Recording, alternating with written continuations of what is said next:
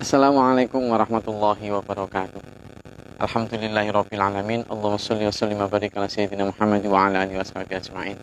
Alhamdulillah, puji syukur kehadirat Allah Subhanahu wa taala, kita bisa dipertemukan kembali setelah 2 minggu saya absen. Saya mohon maaf karena saya perjalanan.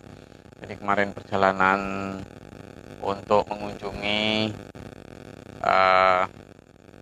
beberapa kegiatan di pedalaman Palembang, kemudian di pedalaman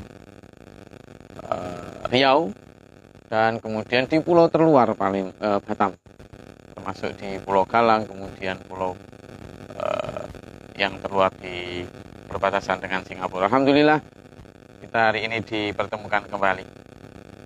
Dulurku dimanapun berada, di malam Ahad pekan terakhir di bulan November ini, saya ingin berbagi tentang berita-berita terbaru, termasuk diantaranya adalah keberhasilan Elon Musk. Nah, pasti udah tahu Elon Musk itu siapa. Elon Musk adalah seorang visioner di bidang kedirgantaraan, terutama di bidang angkasa. Dia sekarang keberhasilan menyodok sampai, kalau nggak salah, nomor 2 orang terkaya sedunia. Orang terkaya sedunia. Kekayaannya ditaksir, kekayaan bersih ini sekitar 129 miliar dolar.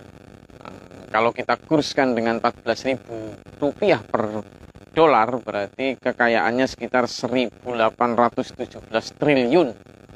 Itu hampir mungkin sepertiga atau setengah dari PDB atau produk domestik bruto Indonesia. Wah, itu kaya luar biasa itu ya. Kekayaan yang nggak tahu itu kalau dibelikan kerupuk atau dibelikan cendol gitu dapat berapa itu.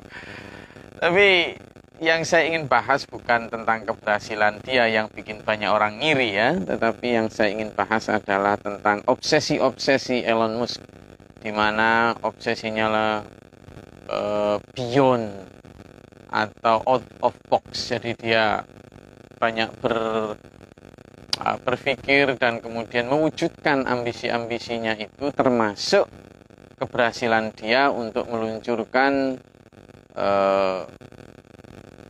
roket-roket untuk eksplorasi luar angkasa secara swasta. Selama ini peluncuran roket luar angkasa memang didominasi oleh pihak pemerintah yang dikomandani oleh Amerika, kemudian lewat NASA, badan antariksanya, maupun Rusia, kemudian juga Eropa, termasuk yang akhir-akhir ini adalah China. Tapi Elon Musk ini memiliki sesuatu yang patut kita apresiasi. Sebuah upaya untuk berbagi angkasa dengan pihak pemerintah. Dia dari swasta. Nah, kekayaan yang dia dapat itu berasal dari perusahaan-perusahaan yang dia dirikan. Dan perusahaan-perusahaannya itu perusahaan-perusahaan yang extraordinary, bukan hal biasa ya. Misalnya dia mendirikan Neuralink, kemudian dia juga mendirikan perusahaan yang otomotif, yakni Tesla, mobil listrik yang terkenal itu. Meskipun untuk ukuran Indonesia masih belum banyak terjangkau karena per unit rata-rata di atas 1 miliar. Nah, ternyata animo masyarakat dunia luar biasa terhadap itu. Nah, dan dia juga mendirikan perusahaan yang namanya SpaceX, atau SpaceX ini perusahaan di bidang eksplorasi ruang angkasa. Nah, saya ingin bahas tentang bagaimana Elon Musk ini benar-benar ingin menaklukkan luar angkasa. Baru-baru dia mengumumkan bahwa dia sedang punya rencana untuk menaklukkan Mars. Dalam strategic planning dia, perjalanan ke Mars ditempuh sekitar 2 tahun. Mungkin diawali dengan pesawat tanpa awak, artinya orang, robot, dan dia ingin menggambarkan bahwa Mars itu bisa ditinggali. Mungkin untuk awal akan dibikin semacam rumah kubah kaca, di dalamnya ada semacam laboratorium dulu. Nah, luar biasa pemikiran ini, karena pemikiran ini bukan hanya imajinasi kosong, tetapi dia wujudkan dalam bentuk rencana-rencana konkret. Luar biasa. Nah, yang tidak luar biasa adalah ketika saya baca berita-berita itu, banyak komen-komen di bawahnya itu yang kemudian membandingkan dengan kepercayaan tentang surga dan neraka. Nah, ini nggak apple to apple, nggak pantas gitu, apalagi dengan cara menghina atau mencibir kepercayaan atau keimanan tentang surga dan neraka. Komen-komennya macam-macam, termasuk ketika ada berita tentang China berhasil meluncurkan roket dan yang berisikan pesawat ruang angkasa yang berisikan robotik yang akan mengambil sampel batu di bulan. Sama komen di bawahnya juga begitu. Wah, daripada orang Indonesia yang hanya bicara surga neraka. Nah, tak apa-apa. Itu kalau untuk motivasi, it's okay.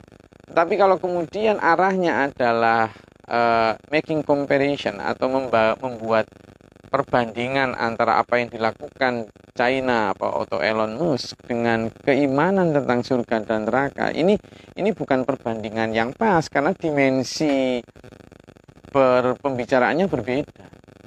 Berbedanya gini, sembari kita menunggu hasil-hasil yang diupayakan oleh Elon Musk dan kawan-kawan dan dulur-dulur kita di NASA sana, yang juga tetap patut kita apresiasi ya. Sembari menunggu itu, kalaupun kita mampu ya sembari kita mencoba juga, karena sebenarnya orang-orang Indonesia juga banyak yang pandai. Tapi sembari itu kita sebenarnya juga perlu belajar bahwa di sisi keimanan kita sedang dipacu oleh Allah. Bahwa kita memang sedang diarahkan untuk kepada satu konklusi, bahwa kita ini hidup tidak di sini memang. Elon Musk kenapa ingin tinggal di Mars? Karena menyadari betul bahwa bumi ini memang sudah tidak layak ditinggali untuk minimal 100 tahun ke depan. Sumber daya alam, kemudian kepadatan penduduk, ini tidak bisa dicegah. Sesuatu yang niscaya, yang sudah pasti bahwa kita harus pindah dari planet ini. Entah 100 atau 200 tahun lagi sudah harus pasti pindah. Meskipun mungkin upaya-upaya untuk membuat energi-energi terbarukan itu tetap patut kita dukung dan kita lanjutkan. Tetapi bagaimanapun bumi ini memang menua. Nah, di sisi lain kita juga disuguhi satu semacam trigger atau stimulasi, rangsangan ilmu, bahwa Allah menggambarkan tentang kehidupan yang tadi dicibir dalam komen-komen tadi, itu sesuatu yang bukan tidak masuk akal. Bukan kok kemudian sesuatu yang awang-awang, enggak. Allah menggambarkan akhirat itu sesuatu yang gaib, itu bukan karena tidak ada, tetapi karena memang akal kita yang belum sampai ke sana. Sekarang ini kehidupan di Mars atau kehidupan di luar angkasa itu masih angan-angan, masih imajinasi. Meskipun ada upaya ke sana tapi belum terjadi. Nah, sesuatu yang belum terjadi itu jangan kita anggap bahwa itu khayalan. Elon Musk ingin membawa manusia untuk hidup di Mars itu masih imajinasi. Kenapa? Karena permukaan dan planet Mars itu tidak ada oksigen. Manusia wajib dan pasti butuh oksigen. Nah, artinya untuk sementara hidup di Mars itu tidak mungkin, khayalan juga, gitu loh. Nah, ketika Allah, ini dulu, kita agak berpikir, ketika Allah menawarkan kehidupan di akhirat, sesuatu yang menjadi standar impian manusia sebenarnya. Semua manusia lah ketika ulang tahun, panjang umurnya sampai 1000 tahun. Kalau mau kan gitu. Sesuatu yang tidak mungkin. Nah, Allah memberi harapan itu, bahwa ada kehidupan yang bisa memuaskan rasa abadi kita, keinginan untuk abadi kita. Hanya memang pandangnya beda. Kalau Elon Musk dan kawan-kawan tadi memandang bahwa pindah ke Mars, pindah ke Saturnus, pindah ke alam itu dengan membawa jasad ini. Dengan membawa jasad ini. Tetapi kalau artinya, ya tetap dengan jasad ini. Tapi kalau yang ditawarkan Allah, tidak. Kita pindah, entah akhirat itu di mana, wallahu a'lam. Bisa jadi di planet-planet cuma di gugusan tata surya lain atau di gugusan galaksi lain, wallahu a'lam, kita tidak tahu. Masalahnya, sampai hari ini, untuk perjalanan ke galaksi lain, atau untuk perjalanan ke gugusan surya, tata surya yang lain, kita tidak mungkin membawa jasad ini. Karena untuk ke sana, kita harus memakai pesawat atau kendaraan dengan kecepatan cahaya. Padahal, apapun benda, apapun bentuk padat yang ada di muka bumi, termasuk tubuh manusia, itu tidak akan mampu bertahan kalau berjalan atau bergerak dengan kecepatan cahaya. So what? Maka Allah sudah jelas, kita akan diperbolehkan pergi ke langit sana, pergi ke akhirat sana, ke gugusan bintang lain sana, dengan meninggalkan jasad ini. Karena jasad ini nggak mungkin. Jasad ini dalam sudut pandang agama memang didesain hanya untuk sekali pakai. Sekali lagi, jasad ini, tubuh ini, oleh Sang Pencipta memang didesain bukan untuk selamanya. Ini hanya didesain hanya sekali pakai. Sekali pakai, disposal. Sudah. Setelah itu kemudian yang berangkat ke sana adalah spiritnya. Dan kemudian di sana dibikinkan yang kalau tadi Elon Musk sedang menggambarkan ingin membuat oksigen buatan di Mars, maka dalam konsep agama dan iman kita, bukan cuacanya atau kondisi alamnya yang disesuaikan agar seperti bisa ditinggali dengan tubuh ini, tetapi sebaliknya, tubuh nanti dibikinkan tubuh baru agar sesuai dengan alam sana. Nah, kalau sudah begini tuh, saya ingat betul itu. Meskipun waktu itu saya masih menganggapnya sebagai sesuatu joke ya. Abi Mohtar guru saya itu sering dulu dawuh itu, Gus, kalau NASA atau Amerika merancang hidup di bulan atau di luar angkasa, kita harusnya lebih dari itu. Kita ini ditawari Allah untuk hidup jauh di galaksi bintang yang lain, ya ini apa? Akhirat. Jadi merancang jauh lebih hebat daripada itu.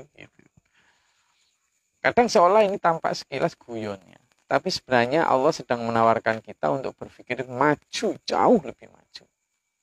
Bahwa sampai detik ini, untuk menuju kehidupan di luar planet kita, butuh perjalanan dengan kecepatan cahaya. Karena kalau dengan hanya kecepatan suara butuh puluhan tahun, dan itu daya dukung tidak mungkin, maka butuh kecepatan cahaya. Padahal untuk melakukan perjalanan dengan kecepatan cahaya, tubuh ini tidak mungkin bisa bertahan, pasti hancur. Nah, maka Allah menyatakan bahwa untuk perjalanan ke sana, tubuh ini harus ditaruh di bumi. Dalam tanda kutip, dimatikan. Dimatikan. Sehingga apa? Sembari menunggu Kang Elon Musk dan di NASA sana membuktikan tentang kemampuan untuk pindah, kita sebaiknya juga sedang berpikir merangsang diri kita untuk apa? Persiapan juga seandainya kita dengan terbatasnya waktu segera pindah alam. Ya, jadi kalau kemarin ada agak viral tentang sebuah buku yang berjudul How Democracies Die atau bagaimana demokrasi itu akan mati, How Democracies Die. Ada sebuah buku sebenarnya yang berbeda, namanya How to Die, bagaimana cara mati. Saya tidak sedang mengajak sampean untuk merancang bagaimana mati, bukan. Tetapi how to die, bagaimana cara mati, terkandung di dalamnya dua how to live yang pertama, and how to live yang kedua. Jadi dalam bagaimana cara kita mati, itu ada dua how to live. Justru bagaimana cara kita mati, ternyata kita harus membahas bagaimana kita hidup. Jadi kalau kita tadi ingin perjalanan ke sana, itu kita harus dimatikan dulu jasad ini. Tetapi jangan bahas matinya kita. Tapi justru membahas bagaimana hidup. Jadi kalau how to die, bagaimana cara mati, itu sebenarnya kita sedang membahas how to live, bagaimana cara kita hidup. Dua kehidupan, bagaimana cara hidup sekarang sebelum mati, dan bagaimana hidup nanti setelah mati. Bagaimana cara kita hidup sekarang adalah bagaimana mengisi hidup ini untuk persiapan sebaik mungkin menghadapi mati. Loh, kenapa sih Gus dipersiapkan? Loh, ya apa? Kita ini sebagai umat Islam mempercayai bahwa kematian itu macam-macam. Cara kita mati pun macam-macam. How to die tadi. Kita mengenal yang namanya sakaratul maut. Kita mengenal yang namanya su'ul khotimah dan husnul khotimah. Baru bicara tentang sakaratul maut, itu sakitnya luar biasa. Banyak hadis yang menggambarkan bagaimana sakitnya sakaratul maut. Dan kita jarang berpikir itu. Padahal cara kita mati, bagaimana mendapatkan sakaratul maut yang ringan dan dimudahkan oleh Allah, itu sangat tergantung bagaimana kita waktu hidup. Nah, jadi sakaratul maut itu kan dicabut dari ujung kaki sini sampai ujung rambut. Ya. Nah, beratnya tarikan nyawa dari jasad ini itu sangat tergantung terhadap seberapa cinta kita terhadap dunia. Semakin kita cinta terhadap dunia, maka itu seperti akal yang menggunjam kuat ke dalam tubuh sehingga semakin sakit tarikannya. Tetapi ketika kita melihat dunia ini hanya sebagai tempat kita berkarya, bukan tempat kita akan tinggal selamanya, maka kita akan melihat dunia ini sebagai sebuah wahana saja. Wahana untuk mencintai Allah. Maka tarikannya nyawa akan. Nah, how to die, bagaimana cara mati dengan sakaratul maut yang baik, itu sangat tergantung bagaimana kita menjalani hidup. Demikian pula, kalau kita kenal dan mengakini adanya su'ul khotimah maupun husnul khotimah, maka kita bagaimana cara mati yang husnul khotimah. Maka itu juga sangat tergantung terhadap how to live, bagaimana kita hidup sebelumnya. Memastikan hidup ini hati-hati, memastikan hidup ini dijalani dengan penuh pertimbangan, dengan penuh muhasabah, dengan penuh introspeksi diri setiap saat. Karena kita tidak tahu tuh kapan malaikat Israel akan menjemput kita. Bisa besok, bisa nanti malam, bisa 10 tahun lagi. Maka readiness and preparedness, persiapan dan kesiapan ini itu perlu dijaga terus, tidak boleh pernah sekalipun mengkleng itu. Nah, itu how to live before die. Bagaimana hidup sebelum mati. Nah, sekarang yang kedua adalah bagaimana hidup setelah mati. Kenapa ini perlu kita persiapkan? Dulur, kita seringkali ngajarin anak-anak kita untuk bagaimana survive, how to survive. Bagaimana kita bisa bertahan hidup di dunia ini. Bagaimana yang bertahan hidup? Tapi kita nggak pernah mengajari anak-anak kita bagaimana kita bisa hidup kembali setelah mati. Nah, padahal kalau bagaimana bisa bertahan hidup paling ya beberapa puluh tahun. Tapi bagaimana hidup kembali setelah mati, ini selamanya. Nah, ini perlu persiapan juga. Apa yang perlu kita persiapkan? Lagi-lagi kembali kepada ketergantungan kita pada hidup sebelum mati. Seberapa banyak hasil usaha kita yang kita bawa pulang ke akhirat. Seberapa banyak ibadah-ibadah, baik ritual maupun sosial, baik vertikal kepada Allah maupun horizontal yang kita persiapkan. Itu sangat tergantung. Saya kemarin baru dapat tamu. Tamu ini cukup unik karena tamu ini adalah seperti yang pernah saya ceritakan bahwa saya memang menetap di Bali, sehingga di Bali itulah struktur pemerintahan di tingkat desa itu unik dan punya kekhasan sendiri ya. Jadi mereka ada desa Pakraman, kemudian ada yang namanya Banjar. Nah, di Banjar sendiri itu terdiri dari dua struktur, yakni ada klien dinas dan klien adat. Nah, di klien dinas juga ada prajuru dan lain sebagainya. Kemudian di klien adat juga gitu, ada pecalang dan lain sebagainya. Nah, kemarin mereka jalan-jalan sama saya ke Lamongan, Jawa Timur untuk saling mengenal. Nah, jadi perjalanan menyambung beraya silaturahmi persaudaraan antar suku, antar agama. Nah, sebagian diantaranya kita bicara-bicara banyak itu. Bicara tentang bagaimana kita hidup ini memperbanyak dharma, memperbanyak kebaikan. Kita juga bertukar pikiran banyak kemarin.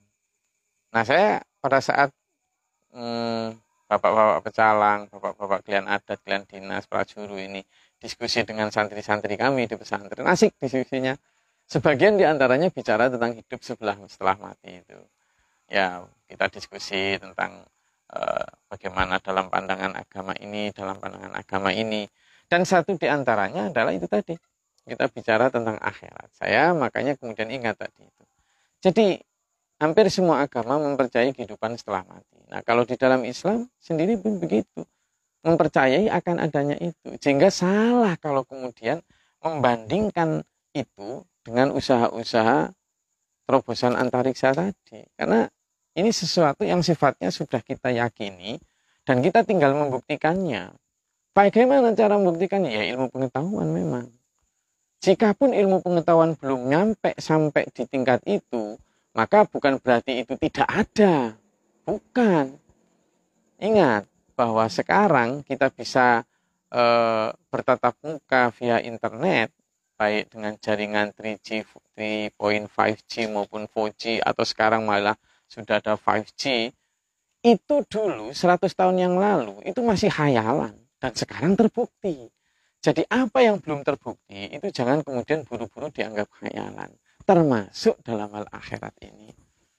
Iya dulur, karena keterbatasan pemikiran kita atau otak kita itu sangat terbatas.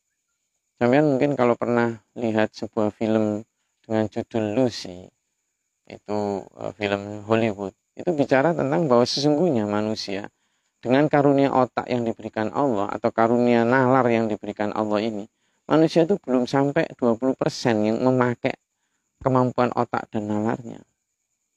Nah, di situ digambarkan bagaimana kalau nanti meningkat jadi 40%, 50%, apalagi sampai 100%, dia akan menyatu dengan alam ini. Kemampuannya akan tak terbatas. Nah, dari situ kita sekarang digiring pada satu keyakinan bahwa sesungguhnya apa yang belum tampak itu belum tentu tidak ada. Makanya jangan mencibir. Ya, jangan mencibir. Tetap kita hormati usaha-usaha Elon Musk. Tetap kita hormati usaha-usaha dulur-dulur kita yang baik di Amerika, di Cina, di Eropa untuk eksplorasi luar angkasa sebagai satu karya ilmu pengetahuan. Tapi pada saat yang bersama, ketika kita sebagai orang beragama mempercayai bahwa adanya dunia, adanya akhirat, adanya surga, adanya neraka, maka kita jangan kemudian terbelenggu lagi pada pemikiran bahwa seolah-olah itu tidak ada. Padahal kita sedang dirangsang untuk justru berpikir luas. Bisa jadi beyond that. Bisa jadi out of it. Keluar dari itu jauh ada. Mungkin di gugusan bintang yang lain. Yang itu ribuan tahun cahaya dari sini. Yang itu hanya bisa ditempuh dengan spirit atau ruh kita yang berjalan ke sana. Sekali lagi, kalau Elon Musk masih berpikir tentang bagaimana membawa jasad yang wadak dan sekali pakai ini ke Mars, maka kita ditantang oleh Allah untuk menyatakan bahwa jasad ini nanti akan kita tinggal. Kalau kita mau pindah kepada planet atau gugusan bintang yang lain yang digambarkan Allah sebagai ardhus samawati wal ard itu, maka kita perlu tahu bahwa kita harus meninggalkan jasad ini, yakni dengan kematian. Tapi kita tidak sedang ingin mati, bukan. Tapi kita mempersiapkan how to die. Bagaimana cara kita mati. Bagaimana cara kita agar sakaratul mautnya lembut. Bagaimana cara agar kita husnul khatimah.